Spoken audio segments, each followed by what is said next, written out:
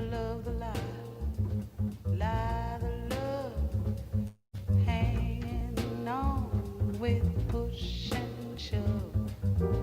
Possession is the motivation, hanging up the whole damn nation. Looks like we always end up in a rut, trying to make it real. But compared to what? Slaughterhouse is killing hogs. Twisted children are killing frogs. Poor dumb rednecks rolling logs. Tired old ladies are kissing dogs. And I hate that human love, that stinking mud, trying to make it real.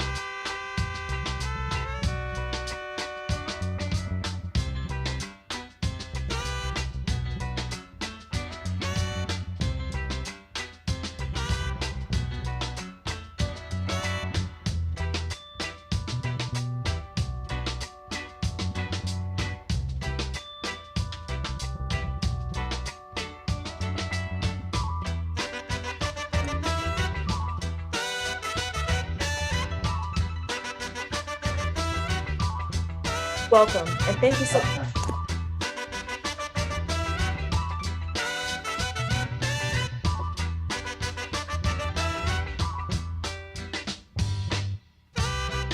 Here's the time. Thanks, Dan. 6 o'clock. That's 5:59. Still coming on. Yeah. Okay.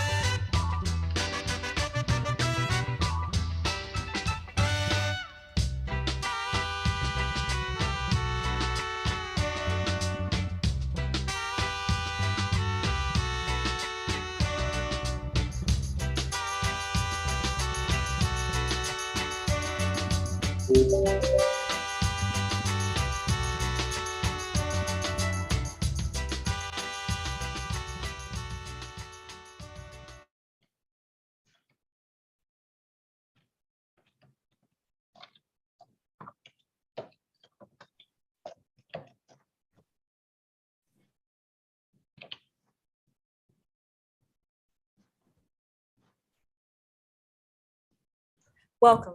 I'm Ursula Orr, Associate Professor of African and African American Studies and Rhetoric here at Arizona State University. Thank you all so very much for joining us this evening for the 2022 Black History and Women Histories Month event, celebrating Emeritus Professor Dr. Stanley James.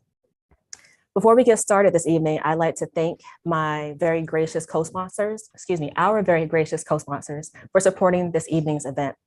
Thank you so much to the Faculty Women Association, the School of Social Transformation, the Transformation Lab, and Watts College Inclusive Design for Equity Access Office. This evening, we have with us Provost Nancy Gonzalez to provide some opening remarks. Thank you, Ursula. So happy to be here. So today, I have the very distinct pleasure to announce our keynote speaker, Dr. Stanley James, as she discusses Black women in higher education in honor of Black History and Women's History Month. I can think of no scholar nor esteemed colleague better prepared to reflect on this topic for us today. Dr. James is Professor Emerita in the School of Social Transformation at Arizona State University, where she was a professor of African and African American Studies from 2011 and 2020 until 2020. And she is Professor Emerita in the Department of Afro-American Studies and the Women's Studies program at the University of Wisconsin. Dr. James has enjoyed a long and distinguished career, which I understand is still going strong even in retirement. Her areas of teaching and research included women's international human rights and Black feminisms. Dr. James has co-edited 4 anthologies theorizing Black feminisms, the visionary pragmatism of Black women, Genital Cutting and Transnational Sisterhood, Disputing US Polemics, Still Brave, The Evolution of Black Women's Studies, and Practical Audacity, Black Women and International Human Rights. Dr. James is well published in numerous journals. She also co-edited an award-winning series, Women in Africa and the Diaspora. Dr. James has had a very distinguished career in which she has helped to define the study of feminism and the unique role of Black women within the movement. In a review of Still Brave, The Evolution of Black Women's Studies, which is considered a definitive collection of race and gender writing, Cornel West commented that Still Brave is a monumental book that reminds us of the centrality of Black womanist genius and talent, grounded in courage and struggle. This clear and nuanced perspective on what it means to be a woman and the intersectionality of being a woman of color across history and in different and often challenging settings is what Stanley uniquely offered all of us through her scholarship and as a leader within the Academy. In 2016, she was appointed Vice Provost for Inclusion and Community Engagement at ASU. She also previously served as President of the ASU Faculty Women's Association and was the recipient of the ASU Commission on the Status of Women's Outstanding Achievement and Contribution Award. Dr. James served in the Vice Provost role at a time when her insightful perspective on women of color was needed. We needed a scholar of her substance and clarity and a woman of her strong character to educate us all. She was a grounding voice, particularly during difficult moments, and a voice that others heard loud and clear when she spoke. During her term, ASU's Faculty Women of Color Caucus became a guiding force for the women of color in the Academy at ASU. This is the Dr. James I know best, the powerful voice that made sure the leadership understood why intersectionality mattered. She educated us all. She gave us the language. And she also sent the leaders of ASU's heavily dominated white male leadership to boot camp to make sure they challenged themselves in ways that they needed to lead effectively. Many leaders talk about legacy when we know, in fact, most leaders come and go as sure as academic cycles come and go. But Stanley's effort as Vice Provost has indeed had a lasting impact on ASU. We are very fortunate tonight to hear the power and clarity of Stanley's perspectives on where we are now and what will be needed to ensure the genius and talent of women is finally centered within the Academy. It is my pleasure to introduce Dr. Stanley James.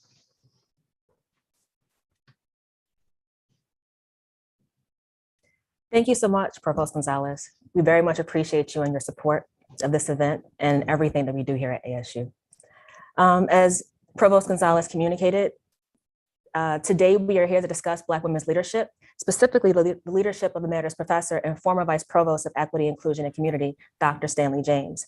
Dr. James has served as a member of the professorate for over 30 years. Her pursuit of justice and respect for Black women is reflected in both her scholarship and her leadership histories, the very detailed history that Provost Gonzalez provided for us just recently. We all start somewhere. Dr. James's pursuit began as a student at Spelman College, the historically Black liberal arts college for women in Atlanta, Georgia. In 1971, Dr. James graduated cum laude at Spelman College with degrees in sociology and history before securing master's degrees at the University of London and the University of Denver in modern British colonial West and comparative politics, respectively. In 1989, Dr. James secured her PhD from the University of Denver in International Studies, Comparative Politics, and Human Rights. That year, following an instructor appointment at Des Moines Community College, Dr. James moved on to take a faculty appointment at the University of Wisconsin-Madison, where she served as director of the Women's Studies Research Center and chair of the African American Studies Department. In 2002, Dr. James became a part of the 3% of Black women faculty within the nation to be promoted to the rank of full professor. In 2006, she was recruited by ASU, where she served as the director of African American Studies and later as the vice provost for inclusion and community engagement until her retirement in 2021. Dr. James, first I want to say thank you so much for taking the time out to sit with us today. Your impact exceeds the 30 years of service to the professorate. You are, as we say, all that and then some in a bag of chips with a side of soft drink and a pickle to boot. And really, AKA, she is simply the full meal. Your leadership, mentorship, and investment has fed so many Black women, so many Black scholars, scholars of color here and abroad. On behalf of those who sit at your knee, me being one of them, Dr. James, I want to say thank you so much for the way you model integrity. Thank you so much for your excellence, and most importantly, for the way you communicate and demand self-love. Dr. James, it's a pleasure to be with you today. Thank you. Thank you. We're going to start with what I think is a very important question with regard to not only have you moved throughout the university from an undergraduate student to an emeritus professor, with regard to this notion of practical audacity, her 2021 publication. Your latest book, Practical Audacity, details the journeys of 14 African and African American women and their strides to address a range of human rights abuses, many of which they've observed and in many respects also experienced. Could you tell us exactly what practical audacity means? And furthermore, what you glean from your research that can inform leadership work for Black women working to transform the academy? Yes, thank you. I think that this research was a lot of fun. First of all, let me tell you that I really enjoyed going around the country and different parts of the world to meet with these women and find out what they were doing. And I came up with the term practical audacity because one of the things that I noticed that they exhibited, and which is also exhibited by Black women in a lot of instances, is practicality. In other words, they assess a situation, they note what the specific needs are for that situation, and then they address those specific problems or issues before they go on to be audacious in developing how they're going to respond to it. So let me give you a couple examples. Wonderful.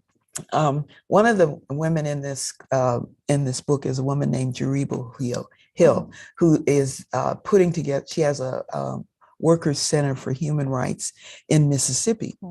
And so she deals with poor workers in helping them to think about what they can do, first of all, to deal with the situations that they're in, but also to make change in some of the things that they are experiencing. She's a lawyer, so they also, do court cases. So she was telling me that, what she notices is that these are poor workers in Mississippi. And so one of the main issues is food. So she says, I can't take them to court without making sure that there's food in the pantry. So she says, I come to pick them up to take them to court, but I drop off a bag of groceries, before we go to court, because they don't need to be worrying about that before they go to court. That's an example. Another one was a woman named Sarah White, also in Mississippi, who was trying to organize the catfish workers and the poultry workers. And she got them to organize a union, or they worked to organize a union. And the bosses didn't want them to do this. Mhm. So they were trying to stop them. And then they were trying to first of all, they were making threats against them, but then they also tried to bribe them. So they decided they would take the bribes, but they would continue with the strike. So they got new TVs and things like that, but they continued with the strike and they got what they needed for working. So those are examples of being very practical. But meanwhile, we also have people who are not only practical, but they also are envisioning and audaciously, given the circumstances that they're coming out of, what would be a better world. And their job is to build a better world, to envision and then engage in the processes that would lead to a better world. So that means they have to imagine it. They have to think out of the box, because they're saying, these norms that we have that we're living by, they are not respecting my humanity. So I need to be able to figure out how to change this, how to engage in social transformation. So that's kind of where the title of the book came from. Stanley, I have one follow-up question I'd like to ask you. How long have you been working on this project? Oh, decades, just decades. Actually, I think I started it in the early part of the 2000s. It was interesting because I kind of had this idea, but it's new and it's kind of different, and I had to figure out how to do it. Then the other thing was that I had to figure out how to be able to go. I had to figure out how to identify the women and then how to go and meet them. And so that was problematic because, I'm an assistant professor. I'm trying to get tenure. I don't have any money. And Remember, I'm she not said sure. decades, people. So now she's emeritus, but then she was assistant. So lifelong project. Yeah, it really was. It really was. But one of the women that is in the book is a woman who was at the Ford Foundation. Okay. And we had Ford projects at the University of Wisconsin. So we were very active with them. They were funding us through a couple of different funds. That's another story. But at any rate, they said, well, why don't you just, send a letter to the Ford Foundation and see if they'll,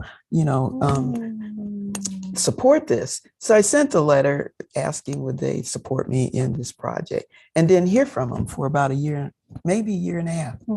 So I just thought, well, you kept it moving. I'm not going to get it, because it wasn't that I was applying for a specific grant, just asking for help. So I'm sitting in my office one day and the phone rings, and Barbara Phillips says, Stanley James, this is Barbara Phillips from the Ford Foundation. I saw this project you had. How much would it take for you to do it? How much money you want? And I'm like, who calls you up and asks you something like that? How much money do you want? Yeah. Yeah. So I told her I would think about it. And so I get off the phone and I called one of my colleagues, one of my good friends, and I said, she's going to give me the money. How much do I want?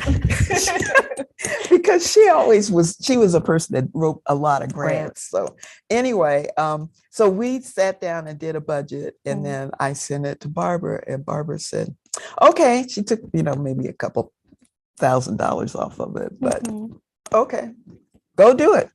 And so that's how I was able to, travel around. I went to, Mississippi, Atlanta, Berkeley, Washington, D.C., New York, The Hague in the Netherlands. I went to Uganda.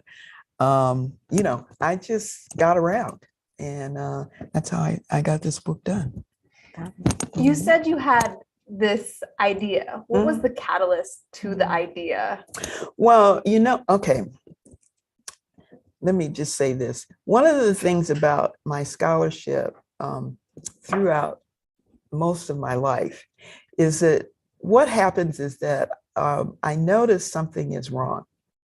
So for example, when I was undergraduate, I noticed that we did Black history, but not exactly, at Spelman, which is a little odd because you would think that would be the place that you would get it done. But anyway, we finally were doing some Black history.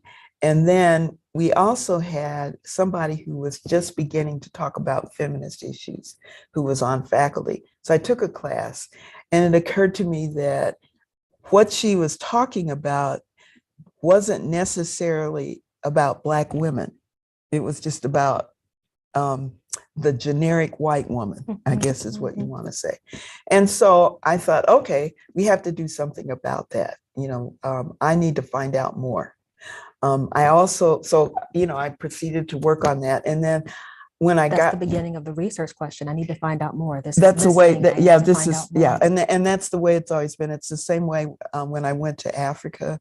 When I went to SOAS at the University of London, which is a School of Oriental and African Studies. I'm trying to study about what is it that we're doing other than colonialism. We talk about colonialism, but what I'm interested in is how did the people respond and what did they do to come out from under colonialism? So those were the questions that I was interested in.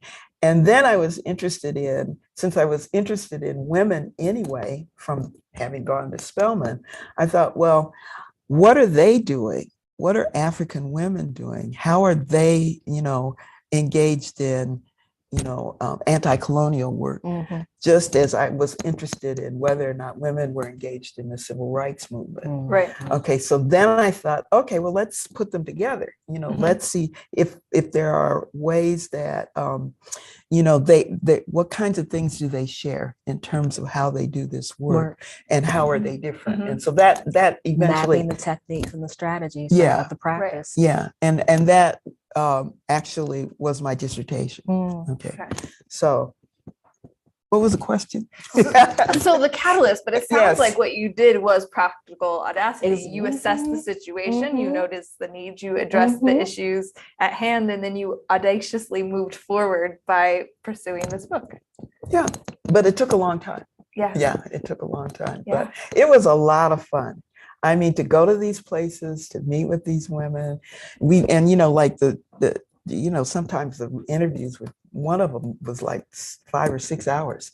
It was like, and they were happy. They were very happy imagine to do so. this because they were so engaged, deeply immersed in their work, and no one had asked them. No one said, well, what are you doing? Or Body why of are you knowledge. doing There's a it? Or body how of did you knowledge. decide to do that? Body of Or, knowledge. so they were happy first of all, it was a pleasure for them to sit back and think about what they were doing and be able to then, put it into words. And so it was fun. It was great. How did you identify or find these women across the world? One or two of them, 2 or 3, or well, maybe 2 or 3 of them, I already knew, and I actually interviewed more than are in the book, but some of them, it just didn't, it didn't work out. But at any rate, my last question always was, who else should I be talking to? And they knew, because they had eventually put together an organization where they meet, I think every 2 years, to come together to talk about human rights and what they're doing. And they're supportive of each other. Right. They tell them, okay, so-and-so's doing grants, because a lot of, especially the ones that are doing the NGOs, Right. they need funding. And so, they were talking to each other about who's doing the funding, who isn't.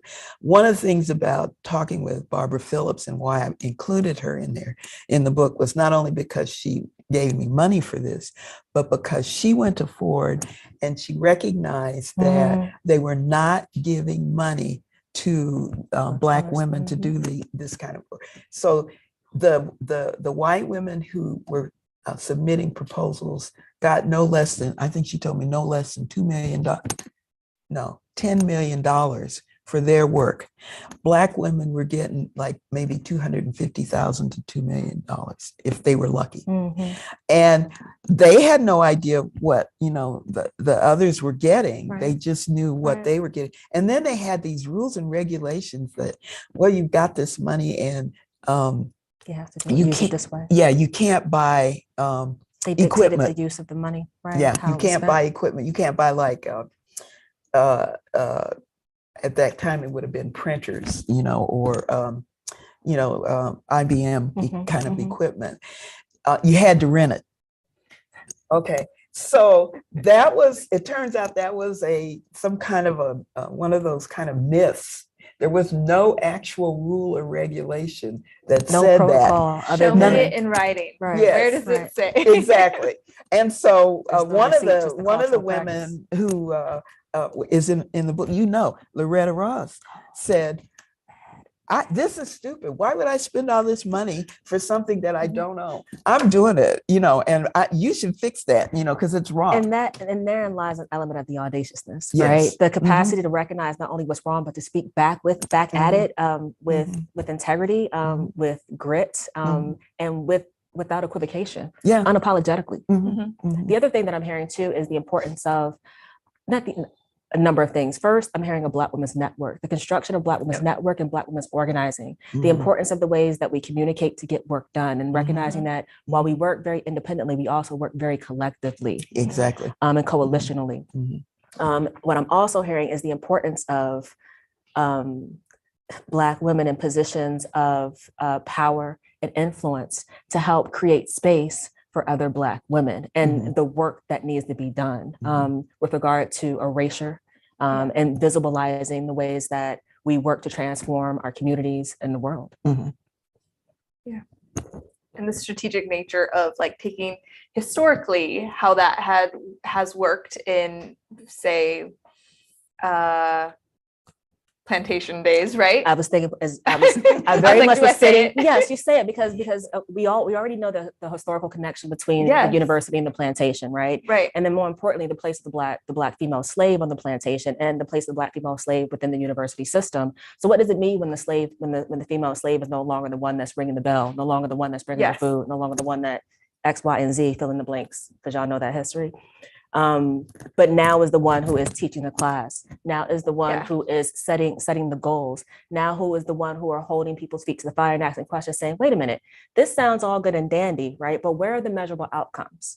Right. Holding the university and the institution, the plantation, accountable, right? And recognizing that historical connection, but also in the same ways. Again, I can't help but to recognize the fact that we are very much sitting with Deborah Gray Wright's work with regard to R&I Women, and specifically Black women's organizations and networking on the plantation.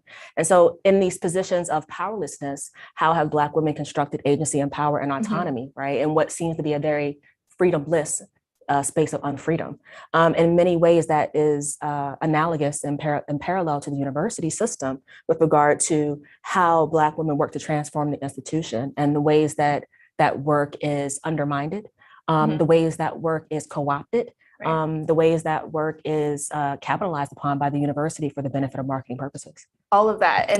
And what you are explaining is that they have taken that historical, that's come up through the generations, right? Of survival, of being successful, and they're continuing to pushing. using it and pushing in these ways. And I think that's a nice transition into how leadership. Yes. And that's the next set of questions that we have for you is, can you explain your motivations for taking on a DEI leadership role, specifically the one of Vice Provost of Inclusion and Community Engagement? And what kind of conditions did you set before accepting a position like that? That whole thing is interesting because I did not go looking for that job. Okay. In fact, it was really kind of humorous. I get a call from the provost office at home over the summer saying, the provost would like to have a meeting with you. Well, it's going ding, ding, ding, ding. What'd I And 'cause do? I know, because the provost does not call me up Right, to have a right. meeting, and I'm like, what? I'm not clear of what was going on. And the problem with it also was that I had just had knee surgery. Right, I remember. And so I was still, trying to Mhm. trying to recuperate from that. I couldn't drive. I was, doing therapy, Therapy. Mhm. probably Physical 3 or therapy. 4 times a week. I Mhm. was just, Right. that's what I was doing. So I said, well, I can't come to see, I'm sorry. I'm recuperating Mhm, I'm from, recovering. from Yeah. major Was there surgery. Zoom? No. no, No. I no, know. there wasn't. Thank you for any that of question, 'cause the audience does need that context. Yes. Yeah, no, there was no such thing as far as You I know. couldn't just Zoom, Zoom, right? yeah. So, so they said, oh, we didn't know. So and- time out. You said no, correct? Yeah. Okay, I just want to be clear about that. Yeah. That's okay. And then forgot about it, because I'm doing my therapy. You're living. So a month later, I get another call. The provost would like to meet with you. And I'm like, what is this about? Because like I said, the provost does not call me up, or was not calling me up to meet with him. So anyway, so we made an appointment, and I went over there. I got over there. And so he tells me that, he wants me, he's interested in me, wants to know if I would be interested in this job. So I'm still clueless. And I'm like, do you want me to apply for this job or what? He says, no, I want to give you the job. I mean, you have to spell it out, because I'm not understanding at all what is going on. So anyway, I'm like, oh, I probably did this, And well, I wanted to know, well, is there a job description, or is there what is a job? I don't know. So there was not a job description. And so he did say that the previous person had left a letter that kind of described what she did. And so, we agreed that I would think about it and, go home, and I would get back to him later. So I got the letter, I read it, and then I did my homework, which, I would Yes, like to Dr. suggest to Stanley James you always does. that if you're thinking about doing these things, there's Do your homework you homework. need to do. Yeah. So I'm sorry, Stanley. Could you Mhm. just? I was getting ready to Two tell you. My Okay. apologies. All right. Yes, ma'am. So part of that homework was to look for women of color who were in this position across the country. Mm. Some of them I knew of or had met or whatever.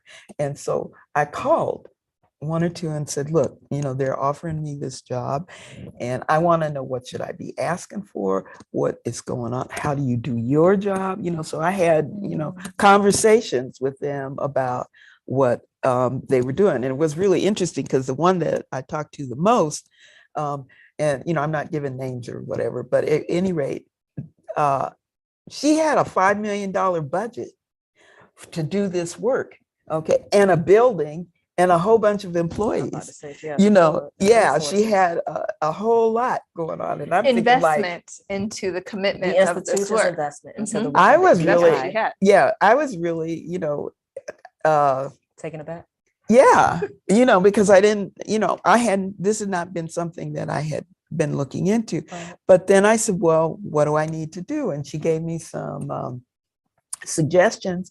And one of the things that she suggested was that I needed to send the deans to the White Men's Caucus, Stanley, I'm sorry. What is the White Man's Caucus? So, okay.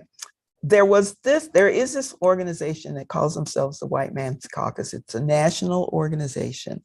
It had been originally for Fortune 500 companies. So, and it was for their upper level management Mhm. to help them to understand why it was important to be able to deal with diversity and equity and inclusion, and how to be allies, and how to, do this Mhm. kind of work. And so what they do is they bring them to one place, and they go for like a week, and they spend all of their days dealing with learning about the different groups and what they need to do about that, and why it's important for them to do this. And then afterwards, when they go back to their, to their corporations, then there's follow-up. the people who run this group, they make arrangements and they meet with them, over the phone. They, set goals and they do a number Right. of things. So that's what it is. So they were branching out into universities and looking at upper level university management. And she had sent all of her deans to this. And she told me, if you don't do anything else, do that. She said, because that once you get them on board to understand what this is about and what they need to do, it cuts out a whole lot of problems. So that was the main thing. When I went back to see the provost, I said, I won't take this job unless I can send these. So that was one of the deans. conditions That was that one was of the set. conditions. Yeah. Yeah, for me to come to take on the job. And then the other thing was I was trying to finish this book. And so I already was having a leave. This was in the summer and I was going to be on leave.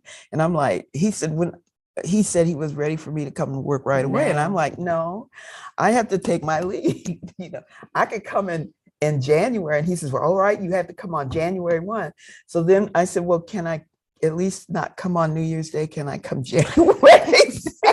It's a holiday. Yeah, At least. But anyway, we came to an agreement that, and I agreed to come in for a couple of things to meet people and, and to get my office in order and to come to, like some of the meetings that we had. But I was not working per se until January because, it's a while to get leave, to It's go a while do. to get leave. And to come when you back get and it just- and you're thinking like, okay, I'm going to go do this. And then, I didn't want to make that sharp turn without, spending Yeah. the time working on Priorities. this, I appreciate you prioritizing your Yes. own Mhm. things that you had. Mhm. Yeah. Mhm. Stanley, I want to follow up with the question regarding once you took the appointment and resources and support with regard to staffing. You Mhm. communicated that you spoke to one individual and she had a serious budget and a serious staff. Mhm. When you spoke to other individuals, were they equally supported by their institutions? Some of them were.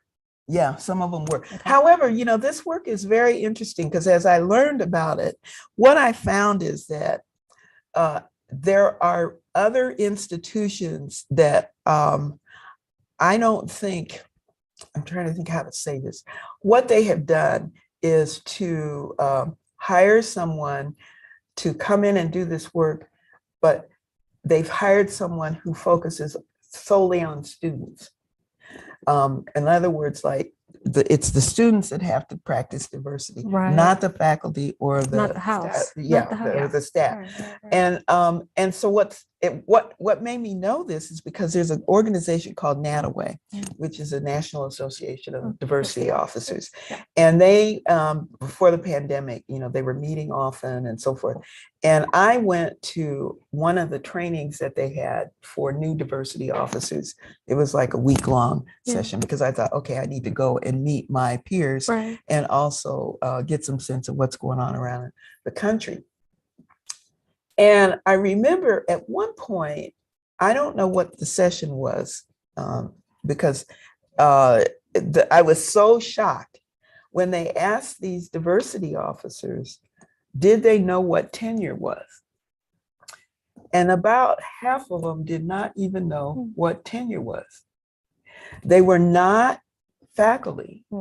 They were, and so I'm like, whoa, how are you in a university But you don't doing understand this university work structure and its and operations you're and, not- thinking about how that labor works. Yes, Yeah. exactly. Yeah. And so that was just, a shock to me because what I have learned or observed is that if you are going to do upper level management in the provost's office or in the educational side of the university, you have to have your props. And your props come from you having taught, from you having climbed the tenure ladder to full professor, and from you having published and published well. Otherwise, there you may be respected, but the respect is not all that it should be. You have to be able to play the game and do it well if you were going to be in this setting. Understood. So part of what I have mostly done, those of you who know me, is when I, I did a lot of speaking in this job. I went to give a speak here, there, and everywhere all the time. It's a major part of the job. And I made it a point to make sure that those talks were not pep talks. Oh, hi, how are you? And we're wonderful and whatever. My thing was, I need to have some data. I need to come with, some information that people may or may not have access to. Right. And I need to put it in context so that there is an understanding of what the situation is, and that, we need to go from there. So it's like, okay, I'm an educated person. I have followed the rules and regulations, and I'm using that now to provide the information that you need to know in order to do this diversity work. So in saying, it's kind of similar to your outline. You would lay out, like, this is the situation, this is the data, right? These are the needs that need to happen, and this is what we need to do to address it. Yes. This is the practically audacious method. Yeah, Okay, That's well, what this yeah, I is. guess you It's could the call it practically that. audacious It's the method. method. it's the method. Okay. Mhm. Absolutely. Mhm. It's a guide. And that's Yeah. exactly what it is, a Mhm. guide tutorial and also a model, Mhm. very much a model. Mhm. For those of us who are joining us today, who are supporting Black women, women of color, and people doing this DEI work, what do they need to know and do to ensure success? One of the things that I think we don't talk enough about, and which has been helpful to me throughout my career, is building networks. Okay, you need to be able to build networks on your campus, which is part of what was happening with the FWOCC. You need to be able to have people that you can talk to on the campus.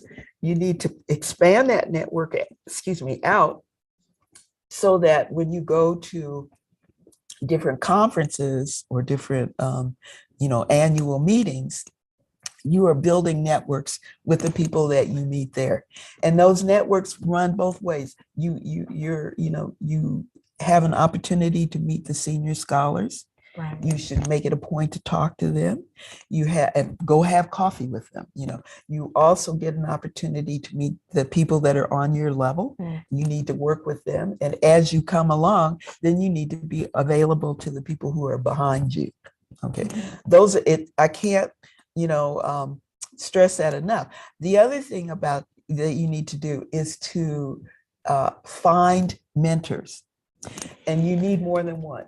Yeah. Okay, you need to have, when I went to Wisconsin, one of the things that they were into was mentorship. I had 3 mentors. I had one at the beginning, I had one from women's studies. I had one in African American studies, and I had one in political science. And these were mentors that you sought out? No, I got assigned. Wisconsin mentors. had a mentorship program. Mhm. Okay. Mhm. So those are the ones that were assigned to me. The one in political science, he did Africa, and then the one in women's studies, and one, and each of them brought something different to the table. Okay, they had different ways that they were approaching things. So I had an array of ideas about how to do this, and I got to think about, well, why would I do it this way, or how should I? Maybe I should do it that way. It wasn't just one thing. Okay, so and then I had other mentors. But those I had 3 that were picked for me, and then I had some that I was able to pick myself, and then that is very important. One of the things that I know about this idea of you have to be able to have a cohort of people that are on your level that you can talk to, and part of that happened for me at Wisconsin. Because when I went to Wisconsin, they had hired, I think there was at least a dozen Black women in the same year. Keep in mind, Wisconsin had 3 Black women on the faculty for years. 4 years. They were, 2 of them were in Afro-American studies. Well, all 3 of them had connections with Afro-American studies. One was a sociologist, so she was doing sociology, and the other was in English. And the third one was an art historian. So, they were in different parts. But at any rate, Donna Shalala was our chancellor, and she had decided that this was her mission. Yes. And so she brought in there was at least a dozen of us, and there might have been more in 1 year, which was. Did they use the term cluster hire at this time? No. Okay. No, because we were all over. Gotcha. There were people, Gotcha. there was somebody in math, there was Okay. somebody in English, somebody in engineering. So You know, across the we were university, across disciplines. across the university. And so when we got there, that first semester, she invited us to a reception. Right. Okay, we went to the reception. It was in the university club. And then we had a lovely time. We met each other, and she said, okay, you need to support each other. I want you to meet often and be supportive of each other. And she just said, so go do it. I don't want you to just go off to whatever your area is and be there by yourself. So that's how we did Sunday suppers. So once a month, we did Sunday suppers. They were potlucks. We went to each other's houses. And 2 of the 3 women that were senior Black faculty, one or another of them was always there at the Sunday supper. And we made rules that what went on in the Sunday supper stayed in the Sunday supper, that we could talk openly, we could ask for advice, we could say, well, so-and-so did this to me in my department, and I don't know what to do about it, or is that proper, or should I do that, or what, and we did that, So out of that dozen, 4 of us, I guess you could say remained standing. 4 of us got tenure. Got it. Got it. Some of them went other places, or left, because that's one of the things. There's so few of us that people are poaching all the time, Right. And they're trying to get you to go Right. to wherever, Right. to greener pastures, they think. But 4 of us, got tenure in the same year. And it was like, this was historic. It had never happened before at Wisconsin, so. But those Sunday suppers were important. Yeah. You know. That's exciting. You Mhm. mentioned something about the importance of building a network and relationships with those who are coming behind. One thing that Dr. Orr and I have been trying to figure out is, how do we determine what doors to walk through, or maybe that need to be pushed through? And then how do we make sure that those doors stay open for others? So this is something that you have some experience with. You already mentioned it, and you have done well. How did you learn to do that, and how did you do that? Well, I learned to do it from, one of my best mentors of all, and I can't not mention her, is Nellie McKay. Okay. I mean, Nellie McKay, when I went to Wisconsin for the interview, she took me by herself out for a meal. I don't know, we went to lunch or dinner or something like that. And she's like, well, what do you need to know? What can I tell you? And she was very honest with me about the situation and what was happening. And she encouraged me to seriously consider coming. And by the time we got through, I thought, well, if they make me an offer, I'll go. But I got the offer, and they wanted me to come and teach right away, but I hadn't finished my dissertation. So I was talking to Nellie, and I said, I'm thinking about coming, but I'm a single parent. My child is, in elementary school now, And I can do two things well. I can be a good mother and I can, do, teach and whatever. But I don't think I can finish the dissertation, do the teaching, and be a good parent. Mhm. So I'm really, very hesitant about it. And she then said, oh, she went back to the administration and she said, I want her, to come. And here's what I want to do. I want you to set up a fellowship. They call it the Anna Julia Cooper Fellowship. And it was designed for those who were trying to finish their dissertation or who just finished their dissertation and needed that year afterwards to get themselves set up in with their agenda for their Right, research. the research Okay. program. So she got that. They said, okay. She called me up and she said, here's the deal. We're going to give you this Anna Julia Cooper Fellowship and you have the year to write your dissertation. And, we'll pay you and then you'll start. And the clock starts the next year when you take The on tenure the clock position. starts the next year. Mhm. And I'm So like, that's how you learned. Another example of a Black woman making a way. Yeah. yes. You know what I Mhm. mean? Mhm. And by the way, that fellowship still exists and it's still being used. Approximately how many women do you know have come through? I don't know. I was the first. Copy that. Copy And that. so I knew that. Okay. So you were asking about how do I know what to do about some Yeah. things. So I decided I was, I got promoted and became, associate professor. Mhm. And then I took on the directorship of the Women's Studies Research Center. Right. Okay. And this is still in In Madison. Wisconsin, in Madison. And so I was thinking about, okay, I've become tenured.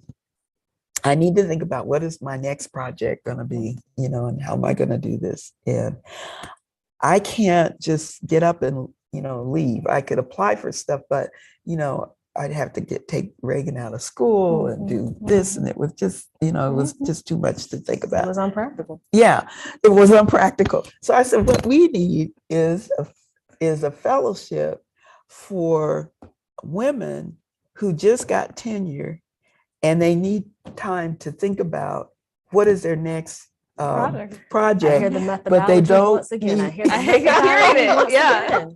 I hear You it just again. modeled it again. Mhm. So I put this proposal together. We ended up calling it Feminist Fellows. And I thought about this because, I've been gone from Wisconsin a long time, but they keep me on their mailing list. And there was a call that went out for the next generation of Feminist Fellows. So their people are coming, There you That's go. wonderful. You That's know, wonderful, So you Candace. pushed through and Mhm. you've opened the doors. And how many years later is this still it's happening? still going It's on. still going Still going on. on. Mhm.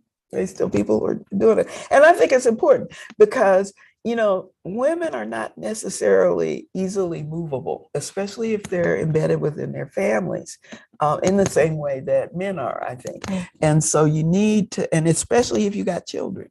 Mhm. And so I wanted them to have in their homes, in their home institution, an opportunity Right. to do this work without having to go away, Right. so. Right. Mhm. I'm aware of time and Okay. I'm Oh, yes. curious to know if we do have a couple of questions, perhaps Q&A. We do. We have several questions. Wonderful. This is from Dawn Demps. Oh. Dr. James, you have been an inspiration and role model for me. Specific to the space of academia, can you speak a little bit about the tension between fear and bravery in the ability of Black women to be audacious when it may not seem quite practical, even career ending? Yeah. You have to make a decision. I remember, I think of one time when I did Theorizing Black Feminisms, which is the first, book. This was a labor of love. And actually, it came about because I'm very interdisciplinary and I couldn't figure out what conference I wanted to go to meet, certain women that were doing this work that I wanted to do. Because they were doing English, they were in sociology, they were historians. History, And I'm yep, thinking like, I everybody's can't be everywhere. going to all of these It's conferences. twisted. You got an elbow here and a Yeah. hand there. Yeah. So I was telling Nellie about this, and Nellie said, "Well, why don't you have your own conference and invite who you want?" And I'm like, "I could do that." She said, "Yeah, we'll get it together." So the 3 Black women in the Afro-American Studies department went in there. They had a meeting with all the men, and I think they browbeat them. I don't know what they did. The next thing I know, I got this money, and I could have this conference that I want to have, and I could invite who I wanted to come. So I invited 10 or 12 women that I wanted to talk to because they were doing work that I found exciting, and they came, and they. And then we invited the people from Wisconsin. We closed it, which was funny because they got really upset and concerned about what are those Black women doing that we've never seen that are behind closed doors. What are they plotting? You know, and they said, well, we had 3 days of this, and then they said, well, you have to open it up because you have to, people will have to know. Right. Okay. People have to know. Yeah. So How ironic about like being in the room where it happened, but Yes. when they're outside of Right. the room, Right. they have anxiety. to know. They have to know. Love it. So anyway, we said, okay, well, if we have to have this meeting, then we're going to have it on Saturday afternoon at 3:00. Nobody will come. Who's coming? That's strategy right there, people. I mean, That's strategy, well, we thought, right? we thought. But when a Get group of there, the Black women are place doing was something- packed. Right. All these right. people showed up, and it was, just before finals. They made So time to find out to what find y'all was out doing. what we were doing, so we had our meeting, and from that we decided that we had this, the talks, the talking was absolutely intense, so intense that the women didn't want to leave each other. I mean, like they went to lunch together, they went to dinner together, I mean, because there was such a need for an opportunity to be with people who were experiencing some of the same problems that you did. So anyway, we decided we were going to do Theorizing Black Feminisms. And we had another meeting. The second meeting was at Spelman. We went down there with Beverly Guy Sheftel. And the thing about that was that at least 1 or 2 of the people came from the Clarence Thomas, Anita Hill hearings. This is that time. So they came from that, and they had gone to testify in support of Anita Hill. And so they came and told us how they were treated by the Senate Judiciary Committee when they went to testify. I mean, they were testifying at 8 or 9 o'clock at night. All of the senators were gone. A few people were in the room. Nobody was paying attention to what they did. So, it was a real downer, but it was important for us to know. So I said all this to say that I worked on this Theorizing Black Feminism with Abby Lucia, who is African. Part of the reason that this book was amazing is because it was both African and African American women. And they were saying, well, you're not going to get tenure on that. You should do something else. You need to do something else. And I thought, you know what? I'm going to do this because this is a labor of love, and I think it's important and it needs to be done. And I'm going to have a job. So I went on the job market and decided that, I'll do this. We got it out. It was well received. People are still talking about it It's to a this foundation day. of sex and Black women studies. Yes. And Black studies writ large and feminist Yes, studies. yes, So I went and took a job at the University of Colorado. But before I left, Nellie said, leave your package. I gave him my tenure package. I took leave and said that, went to Colorado so that I knew that under no circumstances was I not going to have a job because I had a child to take care of. Right. So, but this book was so important that I had to do it. You made a decision. Yeah. You made a decision. And so that's what I did. And while I was in Colorado, they called me up and said they gave me tenure. And would I come back? And I'm Moving like, without equivocation, making a decision, moving without equivocation, and moving with integrity. That's what I'm hearing. I think we might have time for one more question. We do. The next question is from Mako Fitzward. Dr. James, you mentioned the importance of women of color ascending to senior leadership. However, what happens when representational diversity doesn't manifest in increased opportunities for historically marginalized folks, or when positional power does not translate into increased access for the collective? Yeah. Just because you're there, it doesn't mean that things will change. Just because somebody has been put in that position, it doesn't mean that things will change. What has to happen is that you have to have somebody who is committed to those kinds of changes, and who is not there to,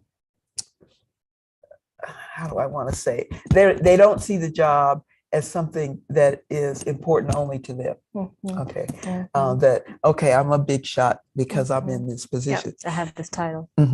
Because I'm this, or I'm that. But no. So, I mean, what I have to be clear about and honest about it is that not everybody